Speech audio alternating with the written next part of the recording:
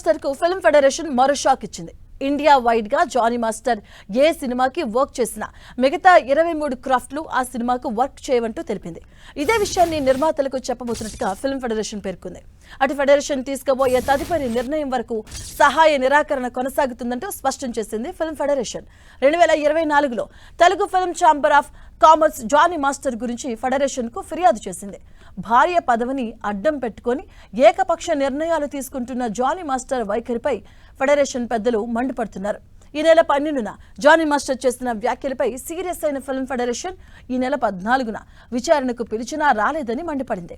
7 రోజుల్లో లిఖితపూర్వక వివరణ ఇవ్వాలని ఆదేశాలు జారీ చేసింది. వివరణ ఇవ్వకపోతే శాశ్వత బహిష్కరణ తప్పదని హెచ్చరించింది.